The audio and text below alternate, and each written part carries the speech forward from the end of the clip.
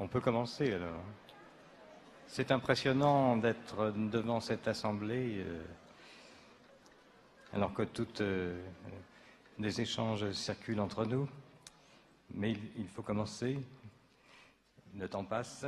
Pour ouvrir ce congrès 2015 au nom du mouvement d'éducation active et en référence aux démarches inspirées par ce que nous appelons éducation nouvelle, je veux d'abord remercier toutes celles et ceux qui sont venus y contribuer. Nous sommes autour de 800, dont 80 militantes et militants des associations ultramarines, des CMA. Je salue leur présence en si grand nombre, d'autant que nous savons les efforts d'organisation personnelle et collective que nos amis ont dû réaliser pour rendre possible leur déplacement depuis les lointains. Nous comptons avec nous 40 à 50 membres des associations partenaires d'autres pays du monde. Nous sommes heureux de la présence de toutes et de tous, d'autant que ce congrès est placé sous les auspices d'un appel à penser et à agir pour l'avenir que nous avons à préparer. Qu'est-ce que penser? Qu'est-ce qu'agir? Je pense que le congrès répondra à ces questions. En tous les cas, je peux lancer quelques pistes. Penser n'est pas seulement se référer de la pensée des autres, même si c'est un passage obligé que de s'inscrire dans des filiations, car nous sommes nés après d'autres qui ont vécu avant nous. Nous dire que nous voulons penser veut dire que nous avons l'ambition d'échapper aux entraves à la pensée de toute époque, de notre époque, et des époques de nos ascendants, dont on a hérité aussi les façons de penser. Penser, cela veut dire élaborer, établir de nouveaux liens entre les bribes de représentation du monde qui nous donnent une compréhension nouvelle du monde et qui, en principe, augmentent nos possibilités d'intervenir sur celui-ci, plutôt que de nous contenter de constater ce qui est déjà une première étape. Penser, c'est d'abord se construire donc des représentations toujours plus complexes du monde, intégrant quelque chose qu'on peut appeler la multiplicité. Encore faut-il disposer des espaces spécifiques pour déclencher de nouveaux mouvements dans nos pensées, ce qui veut dire accéder à une capacité de remettre en questionnement les raisons pour lesquelles nous pensons comme nous pensons déjà, qui consiste bien souvent à voir midi à sa porte et à ne percevoir qu'une porte d'entrée ou qu'une porte de sortie, ou qu'un passage d'un espace à l'autre. Être formateur, éducateur, intervenant dans un espace ou un autre du champ social, avec une volonté et une ambition que dans nos milieux on appelle émancipatrices, nécessite de penser quelles sont les formes d'organisation collective, sociale, qui permettent à chacune des personnes que nous accueillons dans nos espaces d'éducation, de formation, d'intervention sociale, de donner l'accès ou de permettre l'accès à une parole qui se libère de ses peurs, de ses entraves, des carcans dans lesquels on a grandi et qu'on ne ressent pas nécessairement comme des carcans, mais plutôt des fois comme des soutiens. Ça sert à deux choses, les carcans, à nous soutenir, mais aussi à nous empêcher. Ce congrès est voué à développer entre nous des espaces d'échange avec différentes portes d'entrée, différentes médiations qui vont nous mettre en déséquilibre, mais pas trop, afin que nous puissions reconnaître en nous, en tant que personnes individuelles, et en nous, en tant que collectif, quelles sont nos propres limitations. Et l'agir dans tout ça. La pensée précède-t-elle l'action ou l'action précède-t-elle la pensée? Il est difficile de répondre à cette question. En tous les cas, ça peut faire l'objet d'un débat, on y reviendra peut-être. Pour différentes raisons que je ne développerai pas ici, de ma position d'observateur des ensembles sociaux, j'ai constaté souvent que nombre d'actions ou d'agir que l'on observe dans la vie courante sont plus souvent des passages à l'acte que des actions bien réfléchies. S'il est inévitable, étant donné la rudesse de certaines situations, d'avoir des réactions incontrôlées dont on n'est pas très content après coup, il nous revient d'y penser, justement, après coup. Penser et agir, l'avenir, quelle ambition! L'histoire, donc l'avenir, ne s'écrit pas, elle ne se pense qu'après coup. Alors, nous nous sommes donné une tâche bien difficile, mais il faut nous y consacrer. Cela ne dispense pas donc de penser en n'ignorant pas que le réel nous échappe et que nos dispositifs de formation ne provoquent jamais exactement ce que l'on croit. Penser et agir sont des activités qui doivent nous occuper, au fond, de façon alternative. Il faut prendre le temps d'une analyse après coup de toute action que nous avons mise en œuvre pour découvrir ce que nous avons vraiment réalisé, autant qu'on puisse le savoir. Mais je voudrais ajouter qu'on ne pense pas indépendamment des autres, sans être traversé et également sans être traversé par différents mouvements émotionnels. La vie émotionnelle et la vie intellectuelle ne sont pas clivées, même quand on aimerait qu'il en soit ainsi. On ne peut se mettre à penser que si l'on est en contact avec soi-même, avec ces mouvements profonds qui nous envahissent peu ou prou et qui nous donnent des renseignements sur nous-mêmes et sur notre relation aux autres, sur les situations, sur les environnements, sur les façons de les vivre, sur les façons de vivre les méthodes de travail qui nous sont proposées, qui nous positionnent. Les méthodes nous positionnent les uns par rapport aux autres dans les situations de formation, d'éducation, d'intervention. Voilà, c'est pourquoi nous avons à être à la recherche d'une démarche, enfin parfois on espère trouver une démarche qui nous permette de mettre tout le monde à l'aise. C'est un leurre. Aucune démarche ne peut mettre tout le monde à l'aise. Ça en met certains, ça n'en met pas d'autres. Et donc il nous revient régulièrement de solliciter la parole, de solliciter les dires sur ce qui est ressenti, ce qui permet de les transformer et ce qui permet d'entendre les ressentis des autres et du coup de comprendre quelque chose des processus collectifs et d'ailleurs des effets des méthodes, puisqu'on est toujours à la recherche de la bonne méthode ou de la bonne pratique qui satisferait tout le monde. C'est un leurre, c'est une chimère. C'est pourquoi, pour permettre à chacun d'entrer, il faut des temps pour dire ce que l'on ressent et pour écouter ce que les autres ressentent dans une situation, une démarche. Nous avons chacun d'une façon de colorier le monde, de colorier les autres, de comprendre, de théoriser.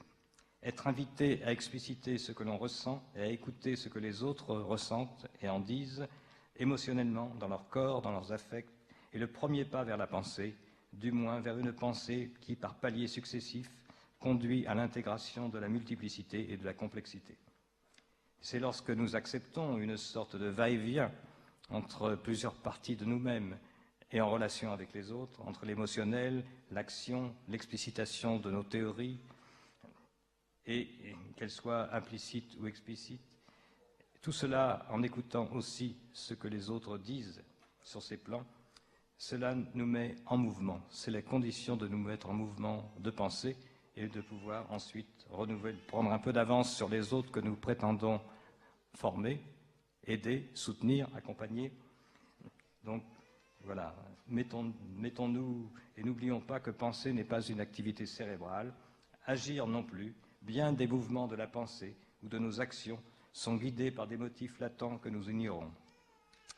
Cet appel à penser et à agir, et donc à reconnaître ce qui sous-tend nos pensées et nos actions, et qui souvent nous échappe, contient aussi un appel à apprendre à parler.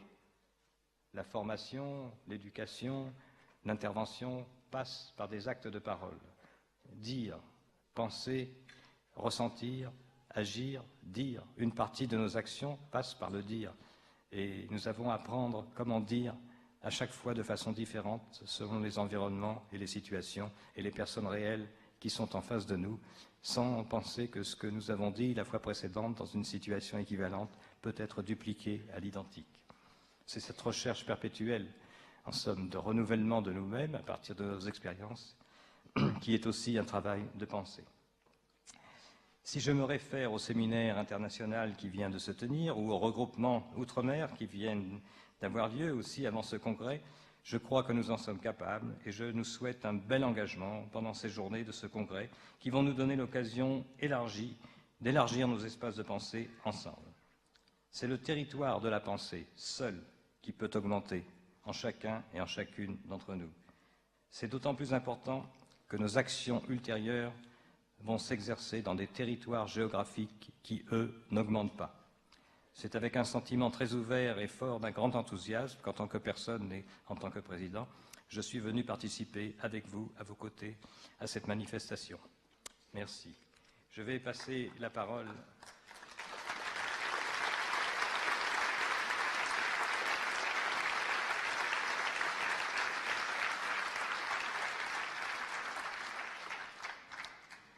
Merci. Je vais passer la parole à Laurent Paris, qui est donc le président de la T Rhône-Alpes.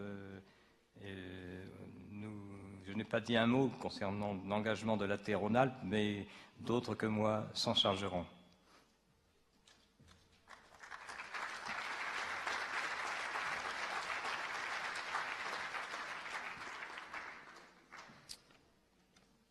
Mesdames et messieurs, chères militantes et chers militants des CMEA, je ne vais pas remercier de nouveau l'ensemble des représentants et des participants, mais c'est pour moi un grand plaisir que de m'adresser à vous cet après-midi pour vous souhaiter la bienvenue en Rhône-Alpes, plus particulièrement à Grenoble, dans la capitale des Alpes, à l'occasion de l'ouverture officielle de ce 11e Congrès national des CMEA.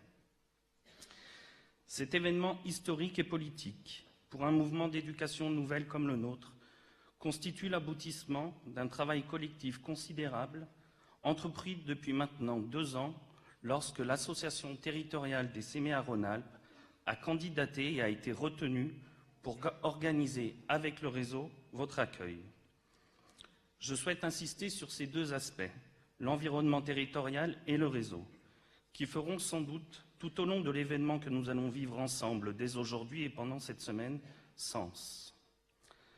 Ce 11e congrès des CMEA se déroule en Rhône-Alpes, mais il est surtout le lieu où des militantes et des militants d'horizons divers, permanents ou non permanents, jeunes pour certains, moins pour d'autres, vont pouvoir, parce que chacun et chacune appartient à ce mouvement, à ce réseau, échanger, se confronter, construire ensemble un avenir commun, un espace de valeurs communes, un projet pour demain. C'est l'appartenance à ce mouvement qui constitue notre force, au-delà de nos différences, qui nous permet de donner une visibilité à ce que nous croyons, à nos luttes. C'est également l'appartenance à ce réseau, qui nous permet de résister et de construire des projets d'éducation nouvelle qui pourront répondre aux problématiques sociétales, que celles-ci soient à l'échelle de notre territoire, mais également au-delà de nos frontières. Pour notre association territoriale, l'appartenance au mouvement CMEA a toujours été constitutive de notre identité. Quant à l'espace géographique, il ne vous a pas échappé le décor dans lequel nous allons nous trouver toute cette semaine. En effet, Grenoble et sa périphérie sont nichés au pied de 3 massifs que vous aurez peut-être l'occasion de découvrir. Le massif de Beldonne à l'est, le massif de la Chartreuse au nord et au sud le massif du Vercors. Si je souhaite aborder cette question du territoire sur lequel nous nous retrouvons, ce n'est pas seulement pour vous parler des ciments neigés et des villages de cartes postales. Actuellement, la région Rhône-Alpes occupe une place particulière dans le paysage administratif, encore plus demain avec la nouvelle région Auvergne-Rhône-Alpes et ses 13 départements. Actuellement, la région Rhône-Alpes est l'une des plus grandes de France, plus de 6 millions d'habitants. Un conseil régional avec qui nous travaillons et qui nous soutient notamment pour nos actions en direction de la jeunesse, de la culture et pour la vie associative. 8 départements, donc 8 directions départementales de la jeunesse, des sports et de la cohésion sociale, et une direction régionale pour qui nous sommes des acteurs historiquement engagés. 2 académies, celle de Lyon et celle de Grenoble, avec lesquelles nous travaillons aussi sur de nombreux projets tout au long de l'année. Nous travaillons aussi avec un nombre important de structures et de collectivités dans notre région.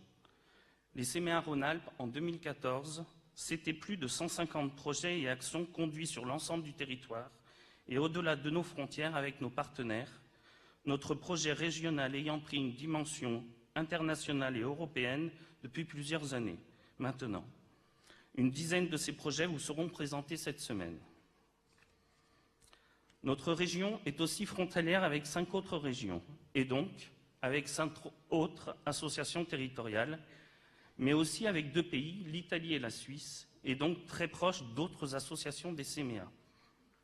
Cette configuration doit forcément nous pousser à construire notre avenir en relation avec les autres et non pas repliés sur nous-mêmes.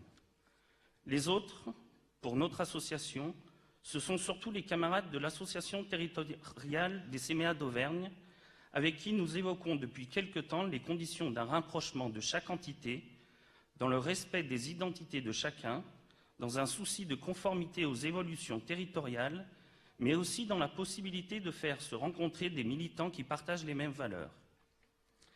Mais les autres, à une échelle différente, c'est un contexte de migration avec des milliers de personnes qui fuient les dictatures, les conflits, les famines, en traversant la Méditerranée parfois, mais surtout en abandonnant leurs maisons, leurs terres et leur existence pour une vie meilleure. Il devient alors nécessaire de dépasser nos préoccupations pour prendre conscience des liens précieux qui nous unissent et de faire connaissance les uns avec les autres pour que nous comprenions mieux et apprenions à aller vers une plus grande coopération avec tout ce que cela implique de connaître. Nos particularités, nos atouts, nos forces, nos faiblesses et nos manques. Ce congrès constitue donc un lieu privilégié pour le réseau des CMEA. Je suis certain qu'il pourra être bénéfique pour chacune et chacun d'entre nous de partager les expériences que nous avons cumulées. Il ne dépend que de nous d'élaborer des stratégies, de trouver des moyens pour les réaliser et de nous soutenir les uns et les autres dans nos efforts. J'ai bon espoir que l'intérêt commun et les valeurs que nous portons s'étendront et participeront aujourd'hui à envisager ce que seront les CMEA de demain.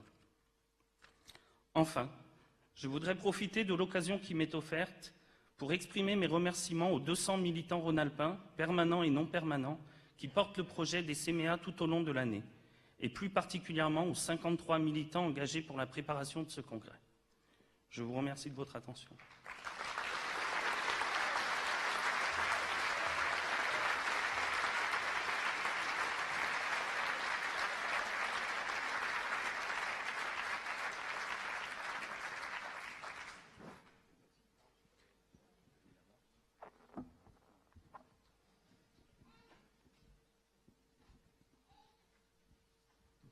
Donc, avant de passer la parole à Madame Elisa Martin, adjointe représentant Monsieur le maire de Grenoble, je voulais remercier l'ensemble des personnalités administratives, politiques, institutionnelles qui nous ont fait l'amitié d'être présentes et remercier aussi la CASDEN, la Maïf, référence DSI, qui ont soutenu financièrement l'organisation de ce congrès. Donc la parole est à Madame Elisa Martin, première adjointe représentant le maire de Grenoble.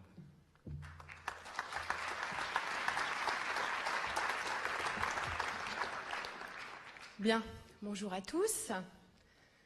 Je me dois évidemment, pour commencer, et c'est un grand plaisir, non dissimulé, j'espère en tout cas, de vous souhaiter à tous la bienvenue ici à Grenoble, Saint-Martin-d'Air, l'agglomération grenobloise, me corrigerait sans nul doute immédiatement Christophe Ferrari qui parlera à son tour, mais en tout état de cause, bienvenue à Grenoble et dans l'agglomération grenobloise. Je veux d'abord commencer par un motorisé, un petit message. Nous avons, les Grenoblois, les Isérois de mon parti politique, la responsabilité maintenant, depuis 4 années, je crois, il y en a quelques-uns d'ailleurs dans la salle, qui me corrigeront si je dis des bêtises, ce qui m'arrive évidemment fort souvent, d'organiser donc nos universités d'été dans ces mêmes lieux, sur ce même campus grenoblois. Ainsi, je crois pouvoir dire que nous avons une idée du travail que les bénévoles, sans doute depuis de nombreuses semaines, depuis de nombreux mois, ont eu à fournir pour pouvoir vous accueillir, je crois l'apercevoir, dans des conditions qui sont très bonnes.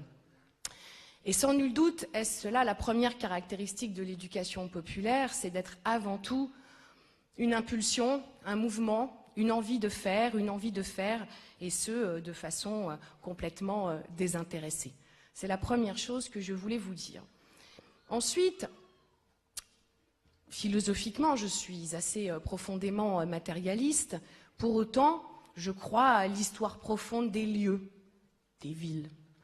Et sans nul doute, de ce point de vue-là, y a-t-il un lien entre ce que vous cherchez aujourd'hui à être et à faire valoir comme valeur et l'histoire de Grenoble? Alors évidemment, je n'aurai pas la prétention de toute vous la raconter, mais juste évoquer comme cela quelques jalons à la volée. évidemment, c'est la journée des Tuiles et le signe qui est donné au peuple de France qu'après tout, il peut se révolter et prendre en main son destin face à un pouvoir tout-puissant. C'est les GAM, ces fameux groupes d'action municipale qui vont permettre, dans une phase beaucoup plus récente, mais déjà un peu ancienne, malheureusement, de l'histoire de Grenoble, de faire valoir de son caractère de citoyenne, disons les choses tout simplement. C'est la ville du premier planning familial, c'est la ville de la première mutuelle, autant de mots, autant de sujets qui, sans nul doute, dans vos têtes et dans les nôtres, font parfaitement écho. Et au fond, comme adjointe au parcours éducatif, puisque c'est la responsabilité que mes amis ont bien voulu me confier, c'est ce que je constate au jour le jour. Les politiques éducatives à Grenoble ne peuvent pas se construire sans les citoyens et sans les bénévoles qui maintenant, depuis, on va dire, les années 60-70, les portent aux côtés des élus. Et je pense que cette tradition-là de vivacité citoyenne, d'engagement citoyen, est aussi ce qui explique ce qu'est Grenoble aujourd'hui. Alors un congrès, c'est évidemment un moment très important dans une organisation, c'est d'abord un moment démocratique, mais bien évidemment, je n'ai rien à dire de ce point de vue-là, cela est votre affaire. Mais c'est aussi un moment où l'on débat de ce que l'on fait, de ce que l'on est, et au travers de la parole de vos représentants nationaux et régionaux, on a d'ores et déjà pu entendre un certain nombre de choses autour de ce qu'est aujourd'hui l'éducation populaire, qui bien évidemment, pardon de le dire comme cela, peut-être de manière abrupte, peut-être aurons-nous l'occasion d'en redébattre, est totalement à contre-courant. L'éducation populaire, l'éducation nouvelle, l'émancipation, toutes ces notions-là aujourd'hui sont à contre-courant, je crois, de ce que nous pouvons constater. Vous affirmez, vous déclarez, vous faites vivre, parce que affirmer c'est bien, agir est une nécessité aussi, son corollaire même immédiat, devrais-je dire.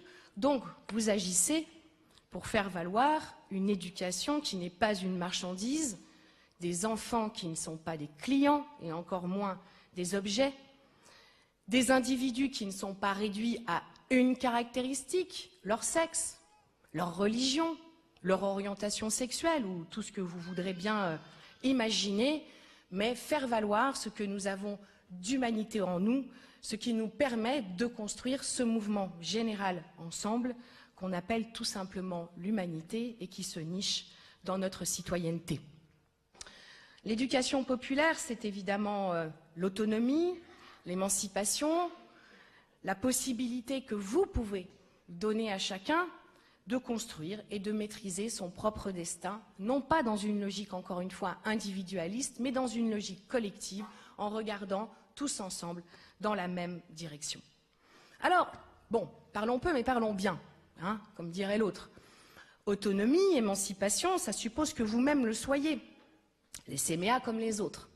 Aujourd'hui, force est de constater qu'avec les logiques d'austérité auxquelles nous sommes sans cesse confrontés, la baisse des dépenses publiques devenant une sorte d'horizon indépassable des politiques publiques qui nous tuent, qui tuent nos services publics et qui tuent évidemment nos associations. Et je sais que vous êtes vous aussi, avec d'autres, mobilisés contre ces logiques et qu'il est bien évident qu'il est nécessaire aujourd'hui de se poser cette question-là, sinon l'éducation populaire alors sera réduite, comme elle l'est parfois, à des prestations de services. Et l'on voit bien aujourd'hui quel écho la loi Macron, sans nul doute, trouve dans vos têtes, tant elle favorise les fondations et défavorise les associations. Actualité forte de l'éducation populaire aussi, évidemment, face aux obscurantismes auxquels nous sommes confrontés de tout poil, quel que soit d'où ils viennent, aux logiques réactionnaires. À cela vous opposez, comme nous, je le crois, la République, ce qui nous rassemble et non pas ce qui nous sépare, l'ouverture à l'autre par l'ouverture à l'international, l'effort que vous portez et que des gens, et que nous souhaitons, nous aussi, porter avec vous d'une éducation qui se refonde, et je ne parle évidemment pas des nouveaux rythmes scolaires, mais d'une vraie refondation qui lui permettrait de renouer l'éducation avec ce qui est son enjeu premier, qui est la lutte contre les inégalités sociales. Voilà, merci, bon congrès, bonne réflexion.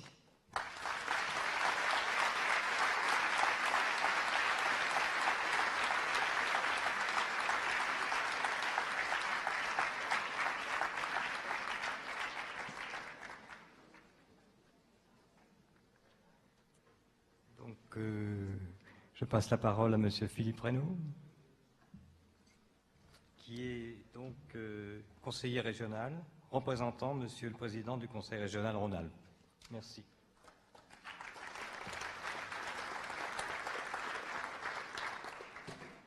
Monsieur le Président de l'Association nationale, de l'Association régionale, Monsieur Louis Planel, que je salue ici, Mesdames mes collègues du Conseil régional, donc vice-présidente Leila Bencharif et Véronique Morera, et puis ma collègue Elisa Martin, qui est aussi adjointe au maire de Grenoble, Mesdames, Messieurs les élus et Mesdames, Messieurs les représentants des différentes administrations, Mesdames, Messieurs, d'abord un petit mot pour saluer l'effort de tous les bénévoles qui contribuent à faire de votre congrès un succès qui est déjà évident.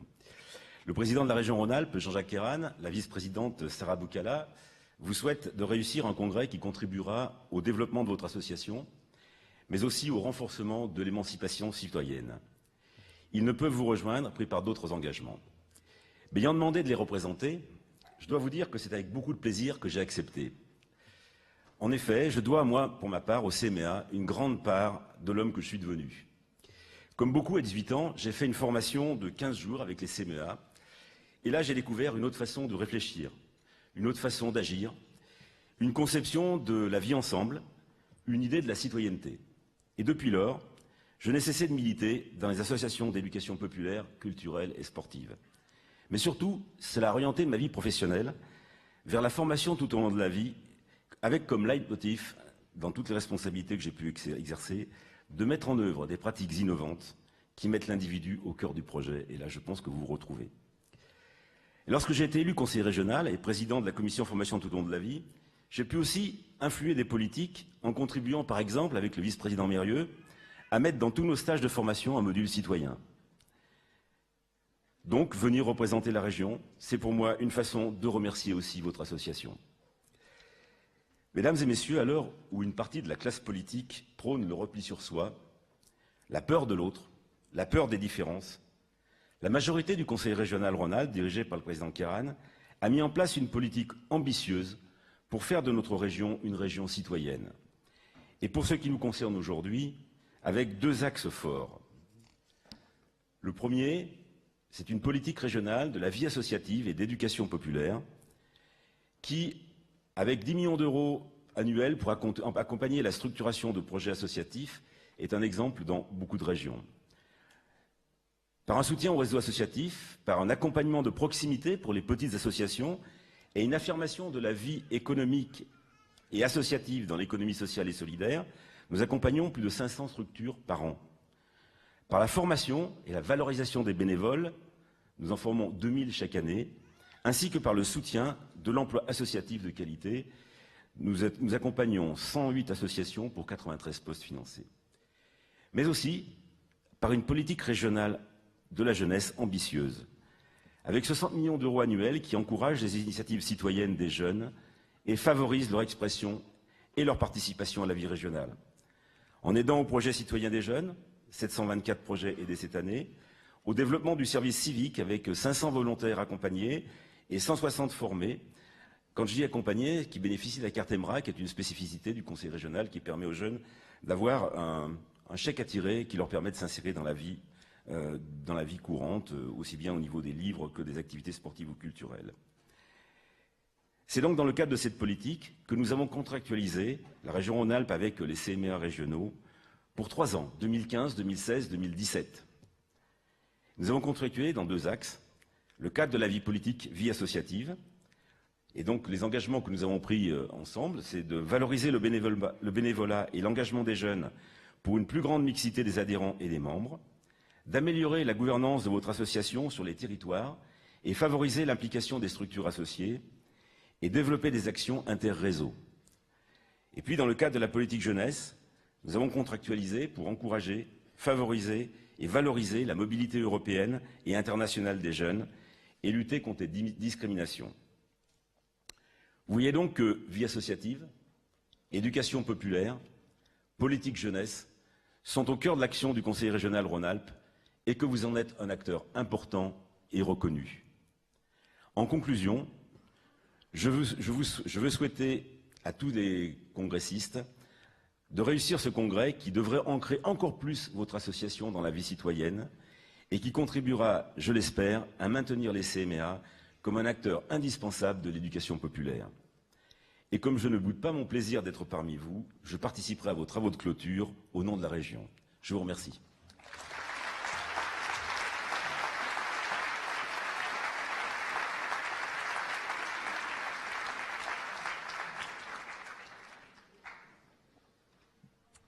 Donc, c'est Monsieur Christophe Ferrari qui va prendre la parole, président de la métropole Rhône-Alpes. Grenobloise, excusez-moi.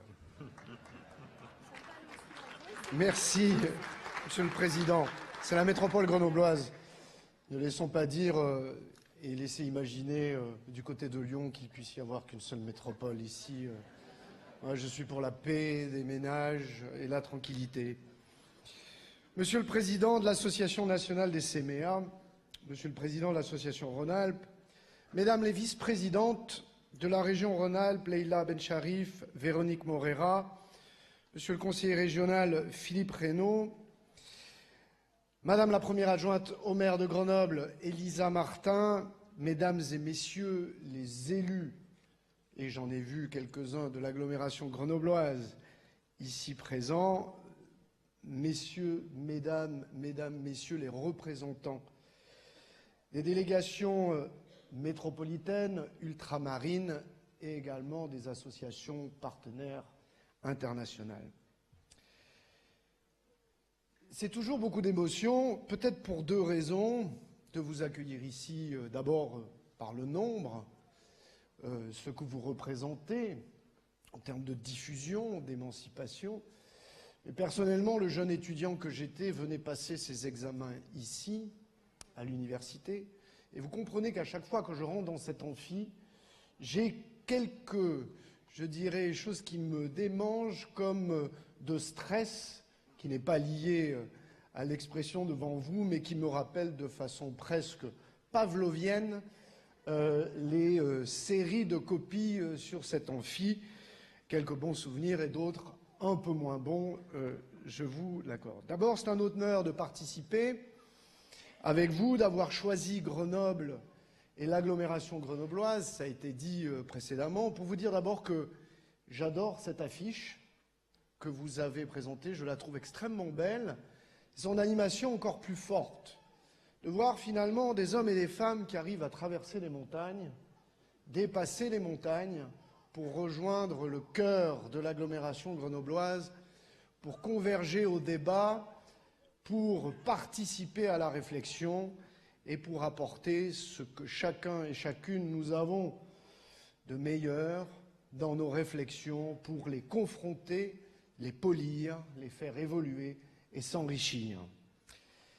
Notre agglomération grenobloise, 49 communes, 450 000 habitants environ, et comme vous le savez, un territoire jeune, avec une natalité soutenue, une présence de jeunes et une part de la jeunesse qui est importante dans sa population.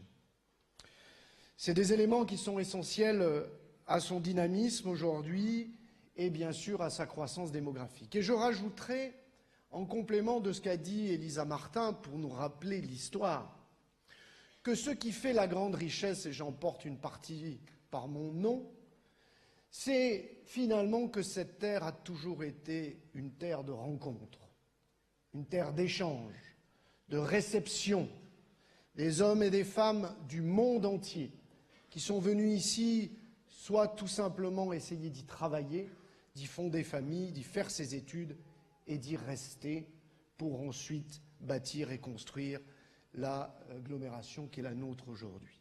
C'est une caractéristique très forte de l'agglomération grenobloise, c'est cette capacité justement à avoir su toujours accueillir ceux et celles et ceux qui, dans leur parcours de vie, avaient, soit par choix, soit par non-choix, la nécessité de venir s'y installer. Et c'est une force parce que, au-delà de l'échange majeur que représente l'ensemble des cultures et des histoires personnelles qui sont venues se rencontrer au pied des montagnes ici, C'est évidemment toute cette énergie qui a été mise au service de sa population, de ses habitants, et qui aujourd'hui est un formidable réservoir d'énergie pour une construction collective, républicaine et citoyenne.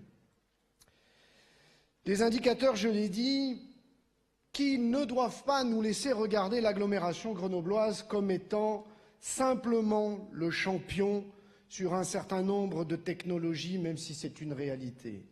Notre agglomération connaît aujourd'hui des vraies cicatrices, des vraies blessures, des quartiers en difficulté, des populations qui sont en souffrance, avec, là aussi, des cloisonnements qui sont parfois d'une violence telle qu'ils peuvent aussi expliquer, je dirais, des revendications qui parfois ne se retrouvent pas dans le champ de la République aujourd'hui. Et nous devons y être particulièrement attentifs, car il ne peut y avoir de développement collectif si nous ne prêtons pas attention encore plus fortement à celles et ceux qui n'ont pas cette chance, à un moment donné, de pouvoir bénéficier comme ceux que, par tout simplement leur histoire de vie, ont permis d'avoir.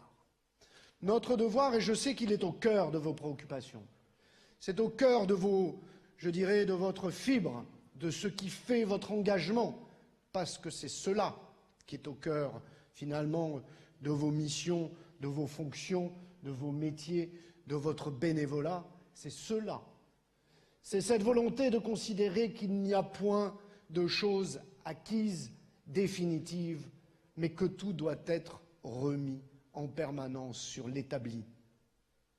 C'est ce qui a été dit en introduction par votre président, fort justement, c'est que le mouvement des CMA et tous les membres qui le composent, vous permettez, mes excuses peut-être par le caractère court des mots que je vais prononcer, de mieux comprendre ce qui est en œuvre aujourd'hui dans notre société, d'échanger sur les enjeux d'aujourd'hui, de diffuser, de transmettre, de faire évoluer les mentalités, de faire regarder le monde tout simplement dans ce qu'il a de divers et de puissant. L'engagement des femmes et des hommes membres de CMA repose sur le partage de questions majeures. Quelle éducation? Quel est notre patrimoine commun? Qu'est-ce qui nous unit? Et quel est le patrimoine que nous avons la responsabilité de construire? Rien n'est pire que de penser la pensée figée. Monsieur le Président, c'est ce que vous disiez tout à l'heure. La pensée est le seul terreau d'avenir contre toute forme d'obscurantisme, de dogme qui se niche à tous les endroits aujourd'hui et à de nombreux endroits et qu'il nous faut en permanence débusquer pour effectivement permettre que la pensée s'exprime et chemine. Ce que nous souffrons aujourd'hui profondément dans notre société, c'est que nous ne pensons pas assez. Dans l'instantanéité de tout, de la communication, des messages, des réponses rapides, puisqu'on nous explique que tout doit être rapide, évidemment, le schéma de la pensée n'est pas là-dessus. Ce que nous devons faire et nous battre, c'est que nous pensions plus et que nous puissions permettre de trouver les lieux où la pensée puisse s'exprimer en toute liberté et en toute tranquillité. C'est de cela dont nous avons besoin, avant tout, aujourd'hui. Depuis plusieurs années, en tant que maire de Pont-de-Claix, je peux voir de près votre travail. La commune de Pont-de-Claix accueille l'antenne Rhône-Alpes et l'un de vos centres de formation. C'est le hasard qui nous a fait nous rencontrer, et c'est bien. Et aujourd'hui, je vois le travail qui est mené à la fois avec le projet de la ville, avec ces associations locales, bref, un enracinement et une immersion forte. Et je voudrais ici, vous me permettrez de saluer évidemment l'ensemble des acteurs sur la commune qui agissent, et je le sais, et l'ensemble de des équipes qui travaillent avec beaucoup de passion et d'action. L'ouverture de votre congrès est aussi l'ouverture de journées dédiées à la culture et à l'émancipation. C'est l'occasion de se mettre en réflexion puis en mouvement. Mais il n'y a point de mouvement qui puisse se mettre en œuvre s'il n'y a pas déséquilibre. Vous avez raison, là aussi, Monsieur le Président.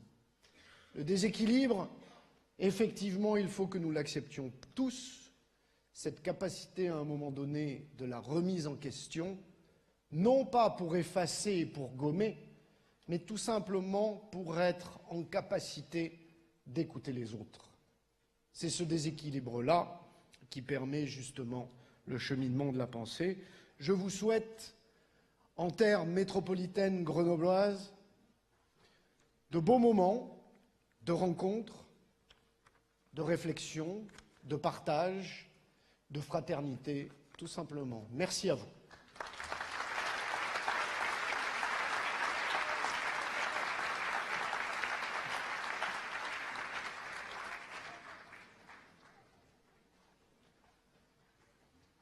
Donc la parole est maintenant à Monsieur Alain Parodi, qui va nous dire quelques mots et aussi présenter le message vidéo préparé par le ministre Patrick Caner. Non, son nom n'était pas en dessous. Mais...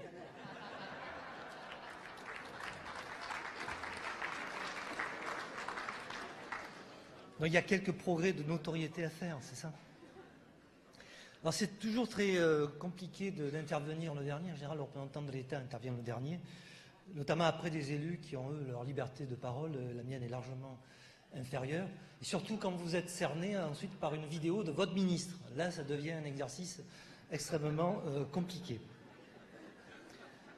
Si déjà je suis arrivé à vous donner le sourire, c'est déjà pas mal. Juste quelques mots, je m'associe aux remerciements qui ont été dits pour les organisateurs. Je mesure, parce que c'est assez impressionnant de vous voir tous dans cette salle, dans cet amphi, le travail que vous avez dû déployer dans la délégation régionale Rhône-Alpes pour organiser ce congrès. Vous approchez presque les 900. Il y en a même des tout jeunes, hein, j'ai vu, donc ils sont en train de fabriquer leur boîte à souvenirs. Donc merci aux organisateurs et merci d'avoir choisi la région Rhône-Alpes.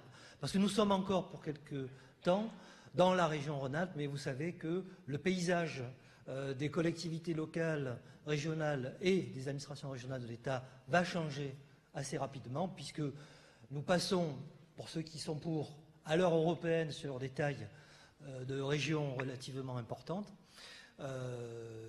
et pour ceux qui sont contre cette réforme, sur des tailles qui peut-être vont nous interroger sur la proximité avec le citoyen.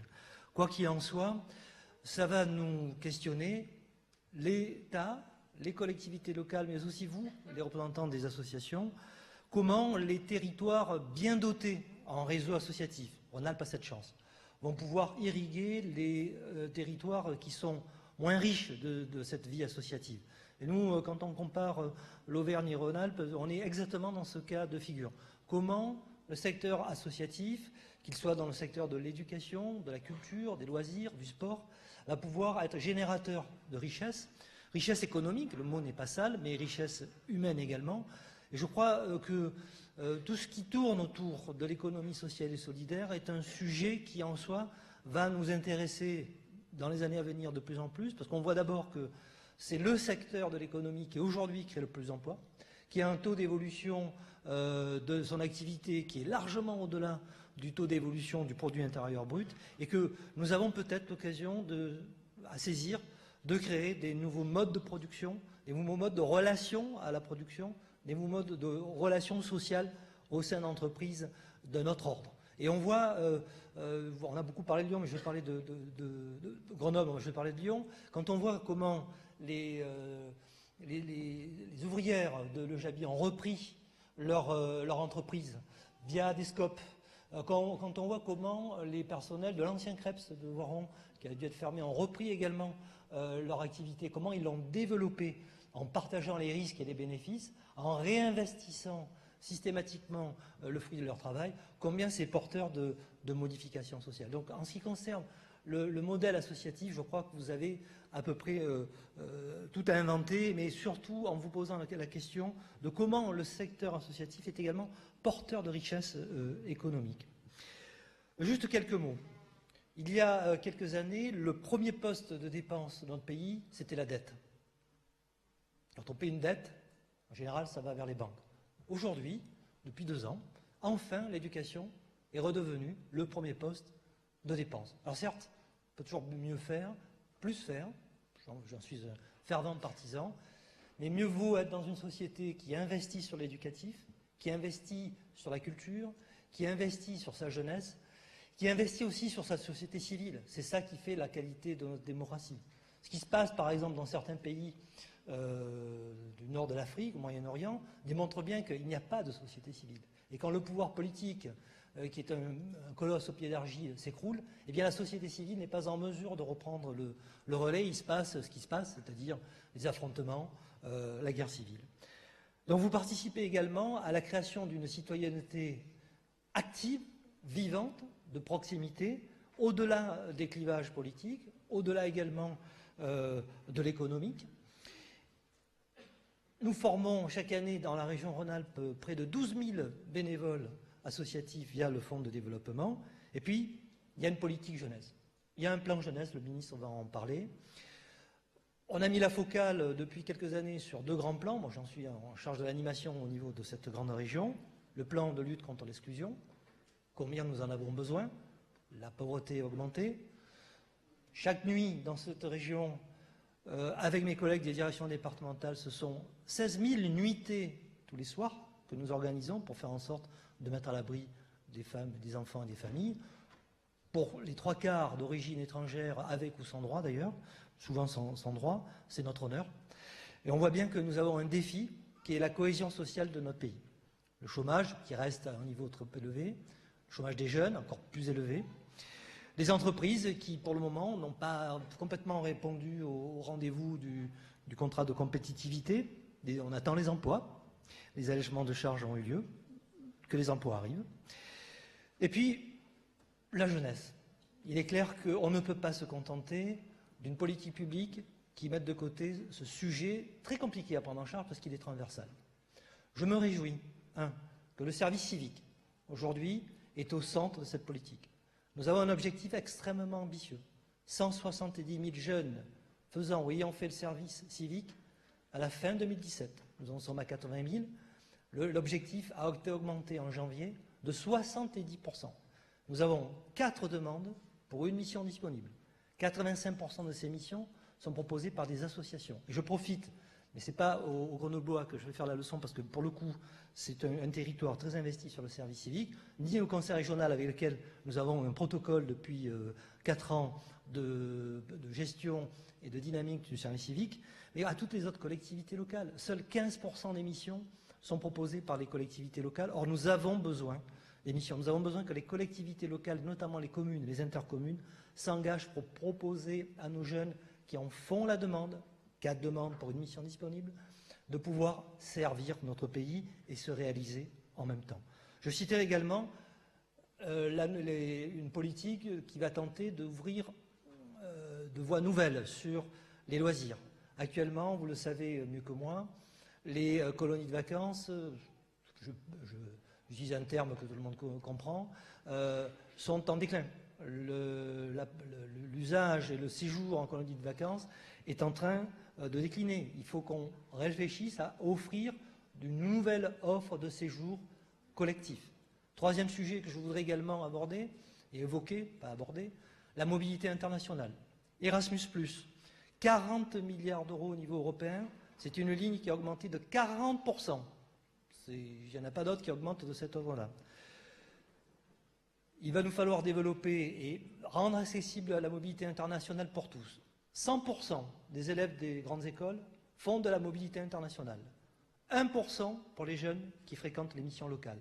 On voit donc que finalement nous payons des impôts pour payer et financer une mesure, et que cette mesure a créé finalement de la ségrégation sociale. Il faut donc qu'on réfléchisse à comment on va aller chercher les jeunes les plus éloignés de tous nos dispositifs, que ce soit la culture, que ce soit l'activité sportive. Un jeune qui est en quartier politique de la ville a une activité sportive licenciée 2 fois inférieure à la moyenne des autres jeunes, tout quartier confondu. Et la citoyenneté. Je vous rappelle que vous avez d'ailleurs jusqu'au 30 septembre pour vous inscrire sur les listes électorales si vous voulez voter aux prochaines élections. Vérifiez où vous en êtes. Citoyenneté, ça passe aussi par ça. Donc quand vous allez rentrer à la maison, vous allez regarder si vous êtes inscrit et si possible dans la bonne commune. Voilà ce que je voulais vous dire. Puis derrière ça, c'est aussi la laïcité, qui est un principe fondateur de notre République depuis le début du siècle. Malraux avait dit que le XXIe siècle sera religieux ou il ne sera pas. Malheureusement, je pense qu'il ne s'est pas complètement trompé. On a quelque chose à réfléchir là-dessus. Comment faire vivre la laïcité sans qu'on ait une laïcité qui exclut et une laïcité qui fédère, qui respecte bien entendu les pratiques religieuses des uns et des autres, sans stigmatiser, mais qui nous réunissent les uns et les autres, quelle que soit notre foi ou notre non-foi, autour des valeurs citoyennes de la République et non pas autour de valeurs religieuses qui sont des valeurs de l'intime et non pas des valeurs du collectif. Voilà ce que je voulais vous dire et je vais lancer le mot magique qui est le mot vidéo avec le lancement de la vidéo de mon ministre. Merci de votre participation si importante.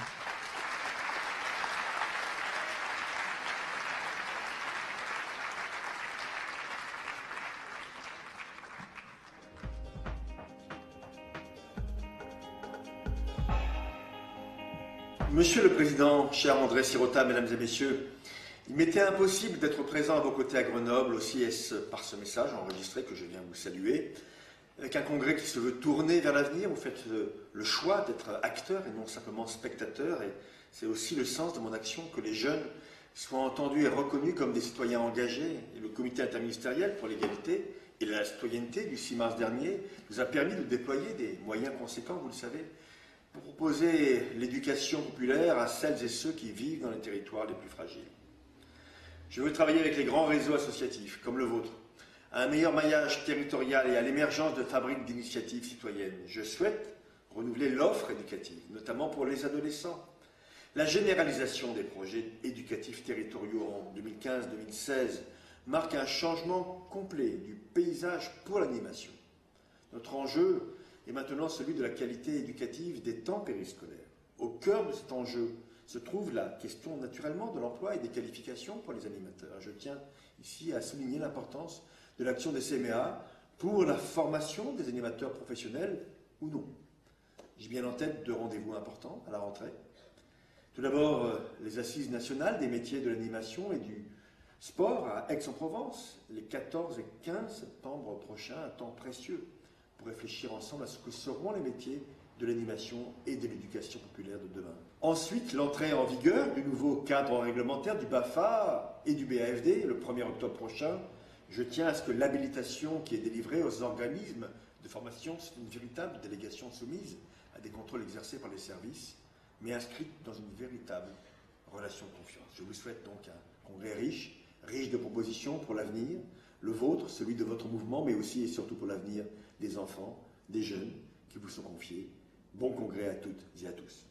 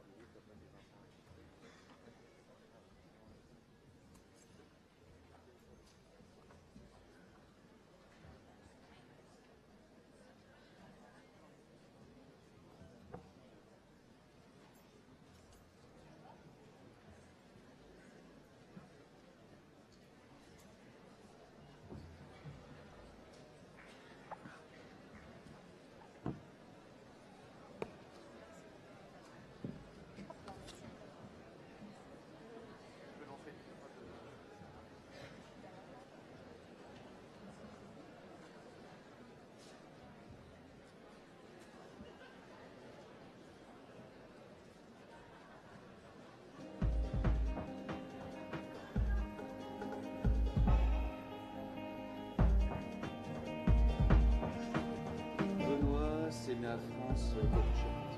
Hayat, association agraire de paix, Oran, Algérie. Sky de Lituanie. Jean-Marc, CMA belge. Claudio, venant de l'Italie.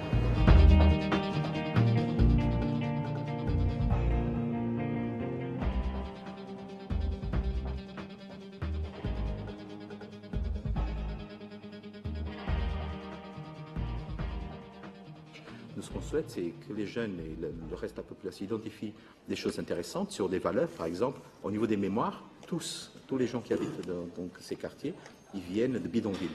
Et dans les bidonvilles, ils disent, par exemple, que la solidarité est très très forte, que l'amitié était très forte et qu'aujourd'hui, ça n'existe plus dans les bâtiments de 4, 5, 6 étages où ils habitent. Donc on s'est dit, tiens, si pour vous, c'est important de reparler de la solidarité et de l'amitié, il y a 30 ou 40 ans, quand le bidonville existait, pourquoi est-ce qu'on ne la recrée pas chez nous, en termes donc, de tourner vers le futur, donc de vos enfants et de vous-même?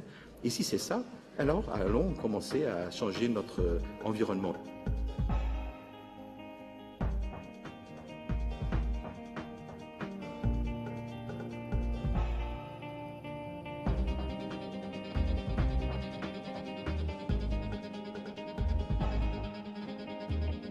Les séminaires, franchement, nous ont ouvert porte de ce côté-là et qu'elle permet à nos jeunes de s'ouvrir et de voir autre chose que les médias leur montrent.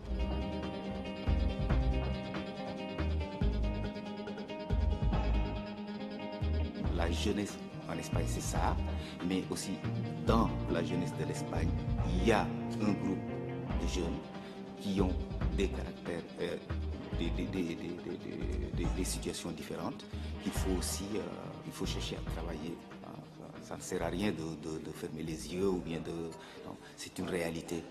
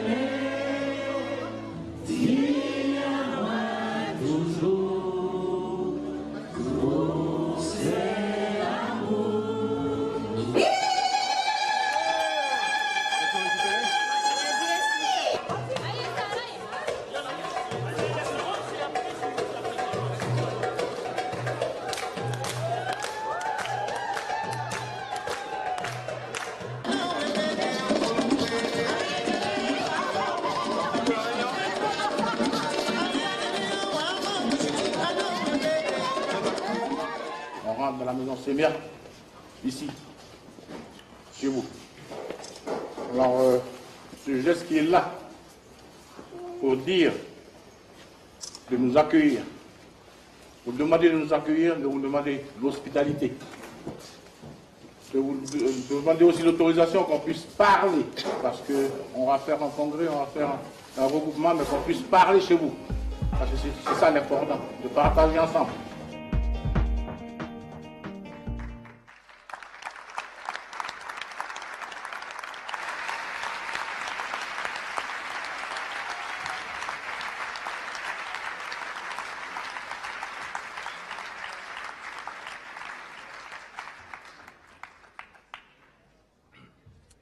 Donc nous abordons une deuxième partie, enfin, qui a déjà été introduite par la vidéo. Et donc c'est à Vincent Chavarroche de prendre la parole. Vincent Chavarroche, donc directeur général adjoint des CMA.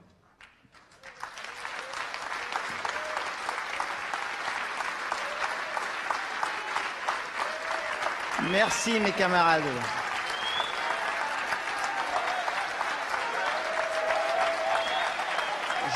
Je crois que le ton est donné là.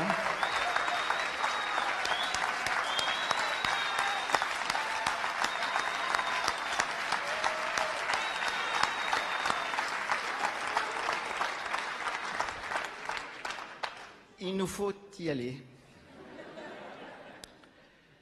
Bonjour, rebonjour, bonjour à toutes et à tous et bienvenue. Mesdames, Messieurs, chers amis, chers camarades, militants et militantes de l'éducation nouvelle réunis ici à Grenoble. L'ouverture d'un congrès des CMA, différent de surcroît, doit être un moment fort pour nous tous et nous toutes. Je peux vous dire que pour celui qui en a la responsabilité tout de suite, c'est sûr. Et c'est un grand plaisir. Moment fort parce que chargé d'émotions, forcément, et porteur d'enjeux, sans doute, aussi forcément déterminant pour l'avenir de notre mouvement.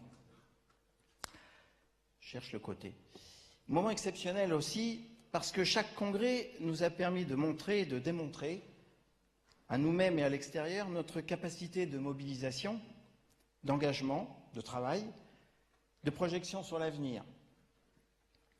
Ce congrès se doit donc d'être, comme les précédents, un événement historique, ainsi que j'ai eu l'occasion de le dire dans le dernier édito de notre Vue vers l'éducation nouvelle. C'est un grand espace collectif d'élaboration de perspectives et de propositions, un temps fort pour la vie du mouvement CMA, pour renforcer sa contribution à la transformation des politiques éducatives au service de tous et de toutes. C'est un événement qui rythme aussi la vie institutionnelle de notre association, un espace essentiel dans le fonctionnement démocratique de celle-ci. Je dois vous dire que l'ouverture de ce congrès suscite aussi pour moi une certaine curiosité, peut-être pour vous aussi sans doute. Curiosité vis-à-vis de notre réception et de notre perception des objectifs de l'organisation de ce congrès et des propositions de travail un petit peu particulières. Qu'en sera-t-il, par exemple, du champ des possibles, l'axe 3 de nos travaux qui doit nous permettre, comme le dit notre slogan, de penser et d'agir l'avenir, de prendre le temps de travailler nos utopies, certaines historiques, d'autres plus récentes. J'ai aussi un sentiment de tranquillité, tout de suite, car je sais combien nous sommes capables de nous approprier, d'investir un cadre, de l'investir, d'investir aussi des espaces de travail, de partage, de rencontres et de vivre ensemble.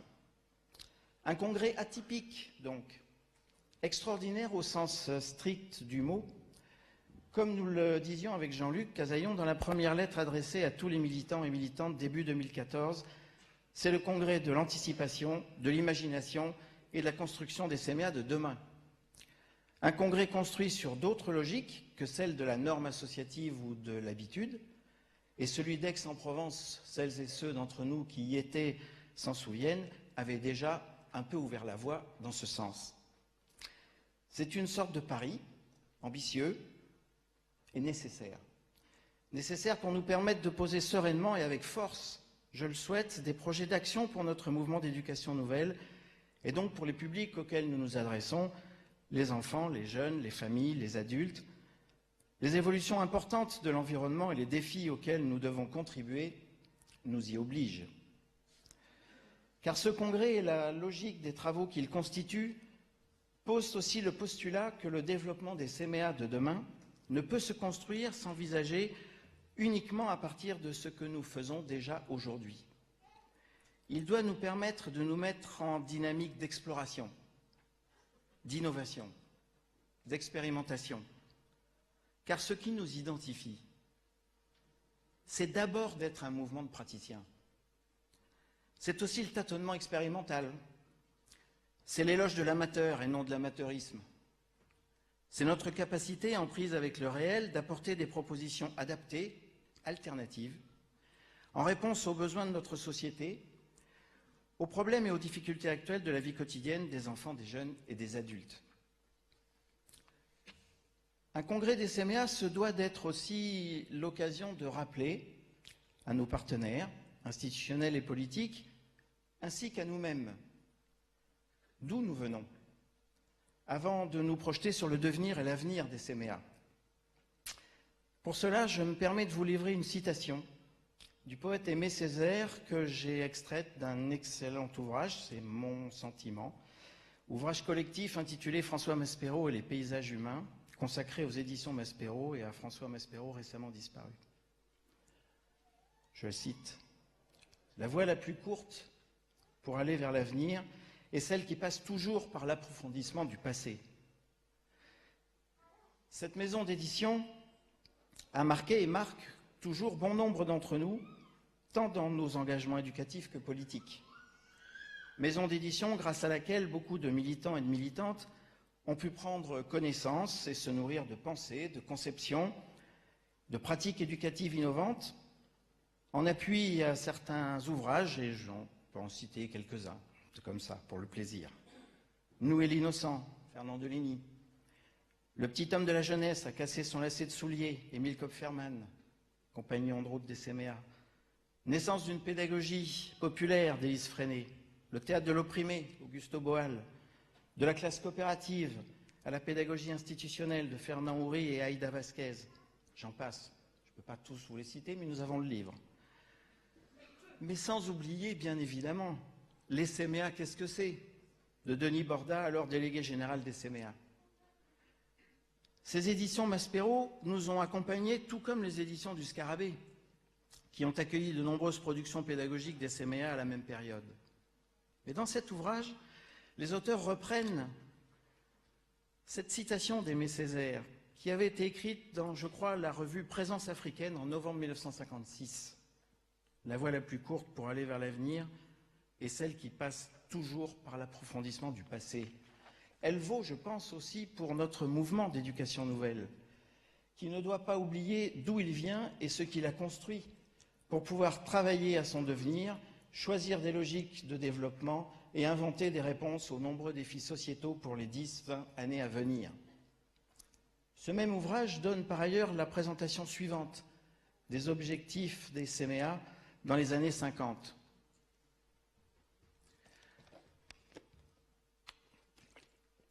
Je cite: « Former le peuple à une culture militante pour renforcer une république progressiste en lutte contre les forces réactionnaires et les puissances d'argent. »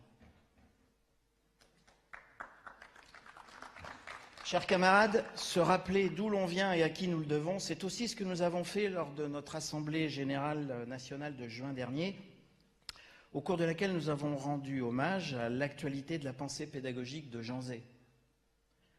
Et rappelons encore une fois ici, comme l'écrivent Antoine Pro et Francine Best, que c'est aussi grâce à ce ministre du Front populaire que dans un contexte de lutte et de conquête éducative, culturelle et sociale a eu lieu le premier stage d'entraînement de Beaurecueil.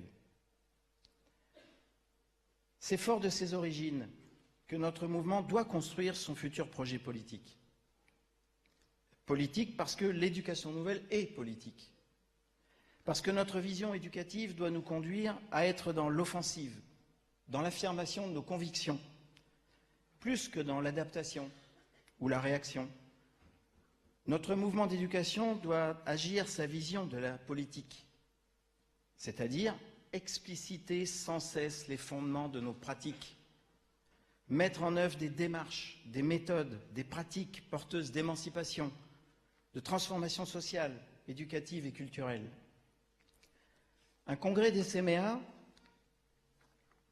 j'ai inversé les feuilles, un congrès des CMA, j'en étais là, un congrès des CMA, les CMA qui sont un mouvement d'éducation nouvelle, s'inscrit clairement, effectivement, dans une mouvance de gauche, laïque, progressiste et humaniste.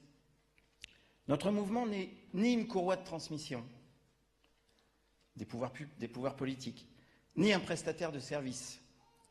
C'est un acteur de la société civile, à contre-courant, a-t-il été rappelé tout à l'heure, porteur d'idéaux et de valeurs mises en acte au quotidien par ses militants et ses militantes, en capacité d'articuler projets politiques et ancrage dans les réalités de terrain. Un congrès, ça a été évoqué aussi, vous avez commencé, je pense, à le mesurer, certains sont habitués, c'est une grosse machine. C'est une grosse machine qui a commencé depuis plus d'1 an, effectivement, pour mobiliser le réseau. C'est un chantier qui a nécessité une organisation interne chargée de lancer la dynamique, de mobiliser le mouvement sur les contenus, sur les objectifs, sur les enjeux à débattre.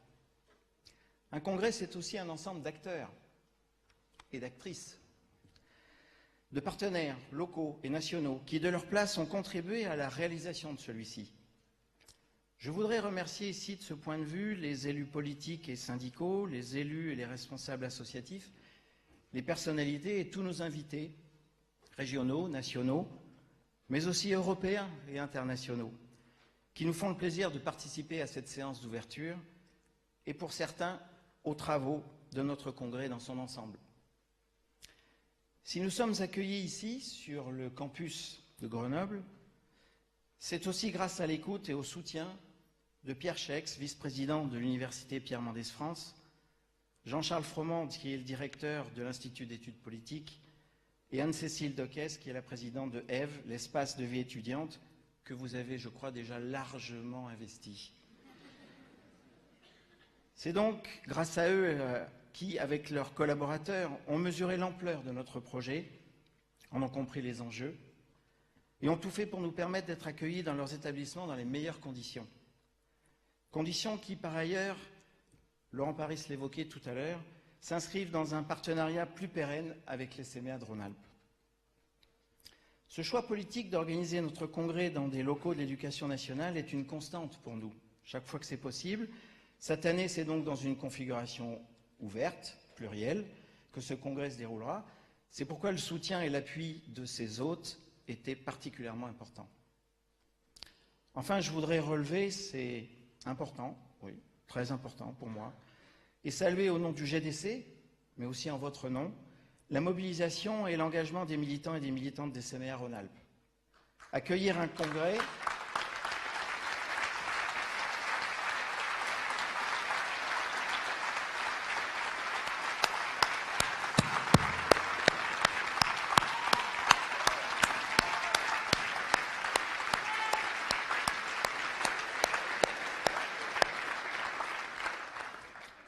congrès pour une association territoriale, au regard de l'activité régionale quotidienne et dans un contexte difficile, c'est une lourde tâche. Ils sont là. Elles sont là. Ils sont tous soucieux de votre accueil, déterminés, eux aussi, à contribuer au bon déroulement de nos travaux. Qu'ils en soient remerciés, c'est fait. Nous aurons d'autres occasions, je pense. Grenoble, c'est ici et maintenant, avions-nous dit. Ça, c'est fait. Nous avons dû reporter d'1 an ce congrès, Jean-Luc l'a évoqué tout à l'heure.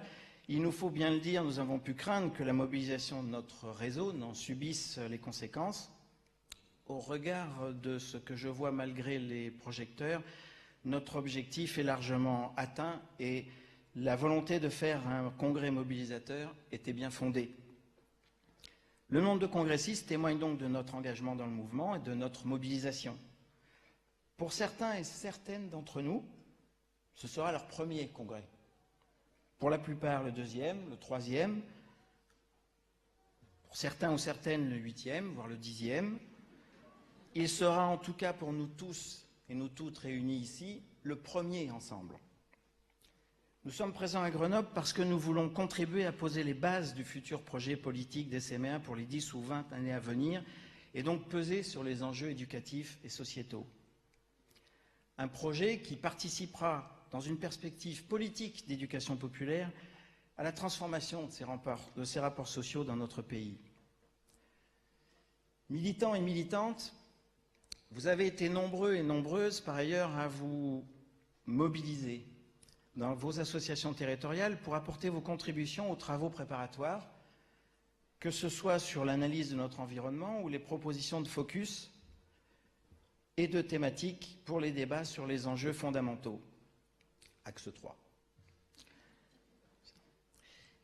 La logique particulière de ce congrès, au travers des 100 projets d'éducation nouvelle ancrés dans tous les territoires, a en effet nécessité un engagement fort, individuel et collectif, pour choisir un ou des thèmes, pour venir témoigner d'une pratique, d'une action originale, pouvant devenir demain un des supports et leviers de développement pour les CMA.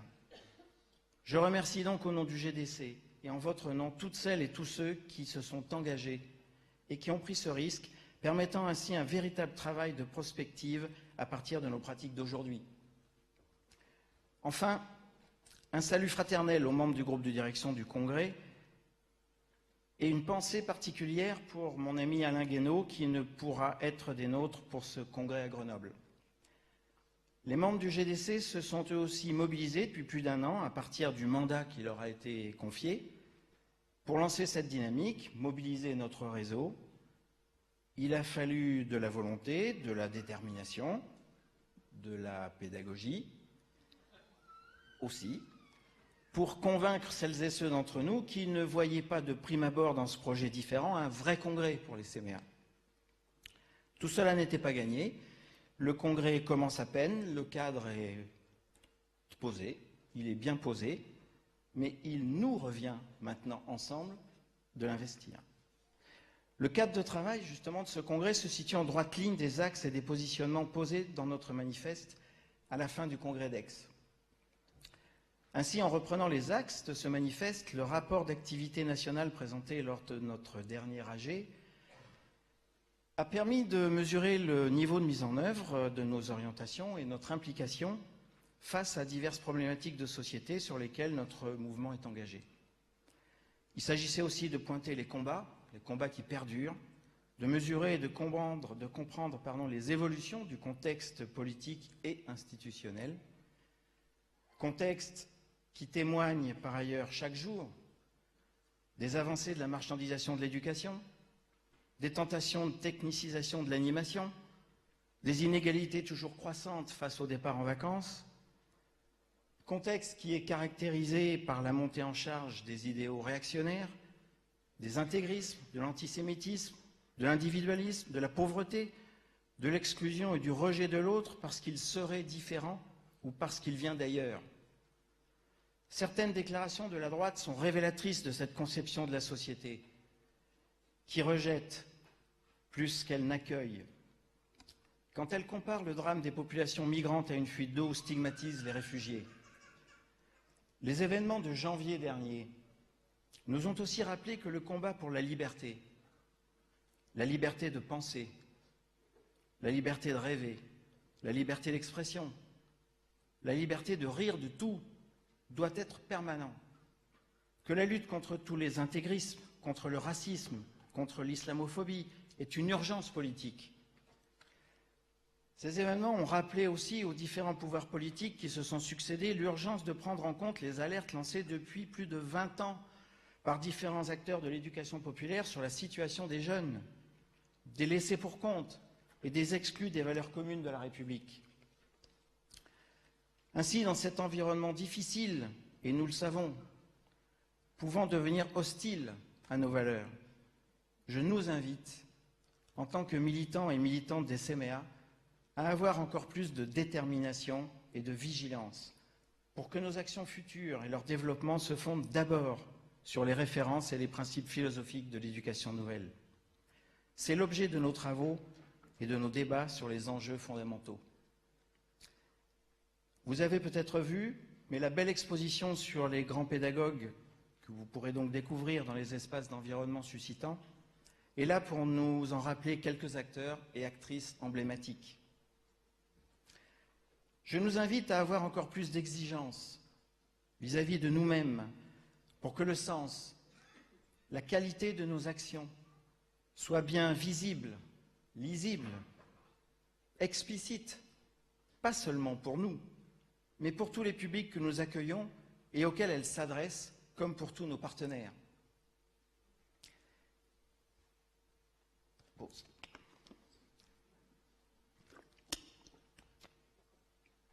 Il sera question de tous les enjeux de société, déjà pointés à l'issue du congrès d'Aix et présents dans notre manifeste, au sein de cet axe 1, avec l'analyse de l'environnement et un certain nombre de tables rondes. Cet axe d'entrée dans le congrès nous permettra de mieux comprendre cet environnement d'aujourd'hui avant de penser le sens, les priorités, les supports et les modalités de notre développement de demain. Il devra pouvoir nous interpeller, nous questionner sur nos positionnements, nous apporter des éléments de compréhension sur les évolutions de la société, nous outiller pour mieux mesurer les effets et les conséquences des mesures et des réformes en cours et ainsi expliciter le sens de nos positionnements. Parmi ces enjeux de fond pour notre mouvement, j'en citerai plusieurs. La laïcité, principe cher au CMA et au cœur du pacte républicain. Principe malmené, parfois bafoué et détourné ou instrumentalisé Principe dont il nous faudra retravailler ici ce qui est au cœur de notre engagement, le vivre et le faire ensemble. La refondation de l'école, dont nous ne désespérons pas, avec entre autres la réforme des rythmes éducatifs dans laquelle les CMA sont engagés. L'économie sociale, au sein de laquelle les CMA inscrivent leurs actions et leurs pratiques dans un autre mode de relation que la prestation de services, affirmant par ailleurs l'existence de biens communs, inaliénables, ou la primauté de l'humain sur le profit.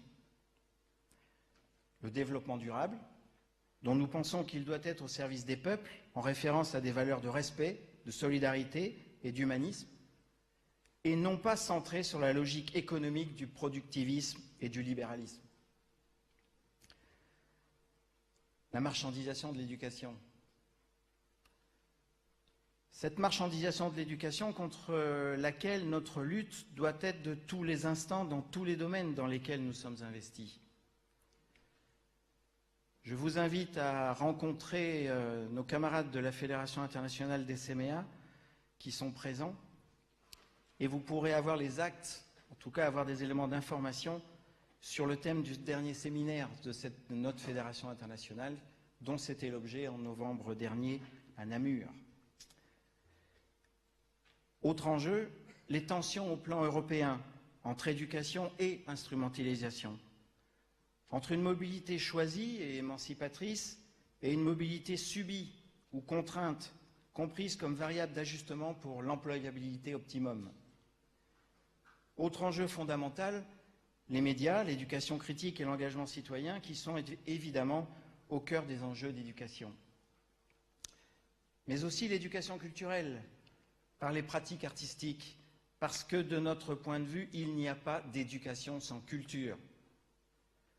Olivier Py, directeur du Festival d'Avignon, disait en juillet dernier devant la ministre de l'Éducation nationale, Najat Vallaud-Belkacem, je le cite, « Sans les CMA, on pourrait toujours trouver du public, mais on ne pourrait pas trouver le sens qu'ils nous apportent, en même temps que les quelques 700 lycéens, apprentis et même collégiens qu'ils amènent. » Les 100 projets d'éducation nouvelle présentés dans le cadre de l'Axe 2, les fameux focus, seront aussi une occasion, par la présentation d'actions concrètes mises en place sur les territoires, de croiser ces enjeux, de voir comment des militantes et des militants des CMA mettent en place des actions et des pratiques pédagogiques qui apportent des éléments de réponse et témoignent du sens de notre projet. Parmi les thèmes qui apparaissent déjà à notre programme et dans la suite des enjeux que je viens d'énumérer, j'ai envie de citer encore évidemment les politiques sociales, la solidarité et la lutte contre toutes les exclusions et les discriminations, la valorisation de démarches éducatives émancipatrices, égalité genre, la participation à la diversité culturelle. Vous avez dans votre catalogue l'ensemble de ces propositions. Vous pouvez mesurer la richesse de nos pratiques et la diversité de nos domaines d'intervention. C'est donc un congrès différent auquel nous sommes conviés ici. Congrès différent, je l'évoquais, dans sa logistique, car nos travaux auront lieu dans plusieurs espaces. Ici, séance d'ouverture, séance de clôture. Pour ce qui concerne les tables rondes, les travaux de groupe, la plupart des activités et l'environnement suscitant, les travaux se dérouleront soit à l'UPMF, soit à Sciences Po. Mais vous avez tous ces éléments-là et d'autres informations vous seront données tout à l'heure. Congrès différents au regard de ses contenus et de leur articulation et complémentarité. La logique de ce congrès, mes chers camarades, elle s'est construite progressivement sur l'idée que, tenant compte du fait que notre projet associatif voté en 2011, suite au congrès d'Aix, ce projet était encore valide et pertinent, nous devions et nous pouvions nous donner du temps pour imaginer, rêver, penser les CMA de demain. Pour permettre cela, ce congrès répond à 3 intentions. Approfondir l'analyse de notre environnement, travailler à partir des actions conduites par des militants et des militantes, prendre en considération nos utopies et nos questionnements récurrents et nouveaux pour voir en quoi ils peuvent constituer des pistes et nourrir le champ des possibles pour les 10 ans à venir. Les travaux liés à ces trois intentions trouveront leur sens et seront plus productifs, en tout cas trouveront leur sens dans un congrès CMA, aussi parce qu'ils seront articulés avec des moments de découverte et de pratique d'activité. Ah ouais, c'est bien un congrès des CMA. Il nous donnera aussi à voir dans l'environnement suscitant, expression, là encore, typiquement séméatique, d'autres témoignages de pratique au sein du réseau avec des partenaires provoquant d'autres rencontres, parfois inattendues, mais pour autant que chacune, ici, investisse les propositions de travail en osant et s'autorisant à faire son propre parcours. Il nous revient en effet de faire de ce congrès un véritable espace d'invention. Il doit être l'occasion d'aller découvrir des espaces de travail différents de ses propres champs de compétences et d'implication. À chacun et chacune d'entre nous de faire notre choix, notre parcours, entre table ronde, présentation de focus, pratique d'activité, rencontres dans l'environnement suscitant et les temps conviviaux. Le groupe de direction du congrès, GDC, a mis en place un dispositif avec des groupes de référence réunis quotidiennement pour accompagner et aider dans cette démarche un petit peu inhabituelle. Ces groupes seront l'espace régulier d'information, d'accompagnement, d'explicitation des différentes propositions, mais ils seront aussi, et c'est essentiel, les espaces par lesquels vous pourrez, vous devrez, faire remonter toutes les propositions, tous les questionnements, toutes les pistes de travail qui vous sembleront pertinents au GDC afin qu'ils les inscrivent dans ce qui construira les suites de ce congrès. J'invite donc chacune d'entre nous à imaginer son parcours de congressiste, à s'autoriser des cheminements inédits dans les contenus proposés, à profiter de la diversité de ces contenus pour oser s'aventurer et aller à la découverte des champs d'action, des pratiques qui sont différentes de celles dans lesquelles nous sommes investis habituellement. Un congrès d'ouverture pour les CMA, c'est aussi pour aller à la rencontre de l'autre. J'arrive au bout. J'ai commencé mon propos en situant ce congrès comme un événement fort pour notre mouvement. Je voudrais le clore sur le même registre. Ce congrès est celui de l'ouverture. Ouverture aux autres. Et en particulier aux 15 partenaires européens et internationaux qui sont parmi nous et participent depuis le 16 août, nous les avons vus, à un séminaire européen sur les questions de politique de jeunesse. Ils participeront à la totalité de nos travaux, y apporteront leur regard et leur analyse, un pas de côté qui devrait largement contribuer à la qualité de notre travail. Qu'ils soient ici remerciés de leur participation et de leur contribution.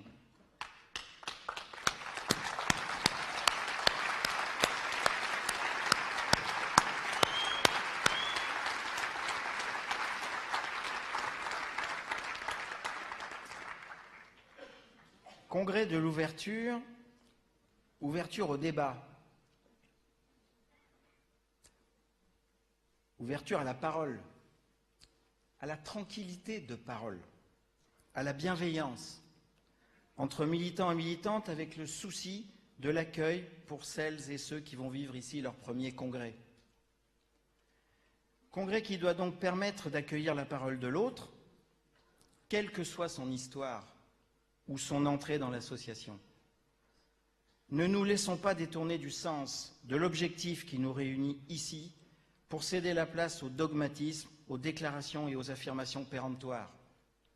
Nous pouvons être d'accord ou ne pas être d'accord entre nous, mais nous devons pouvoir en débattre, sans pour autant porter immédiatement un jugement définitif sur l'autre.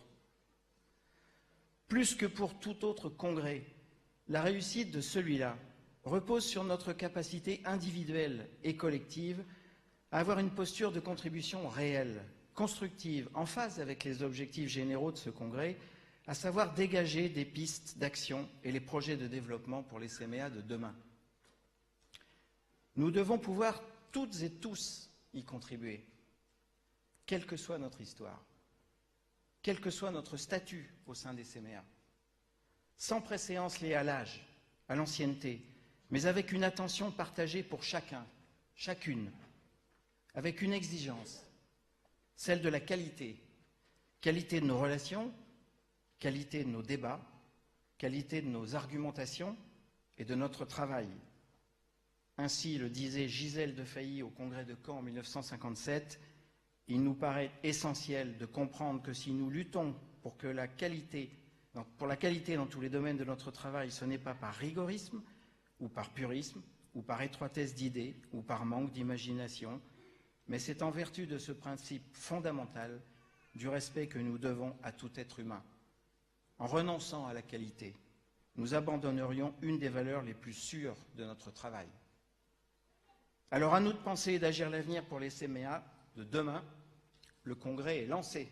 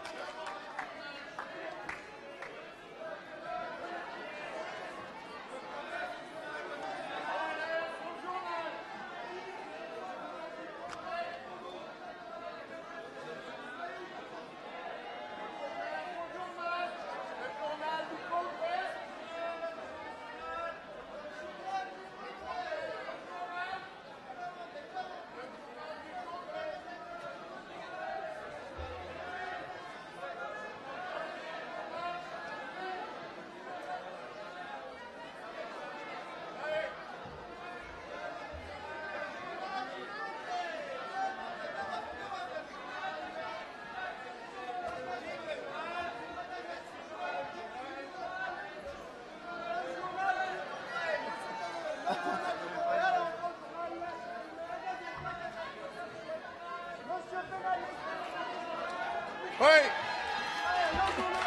Oui.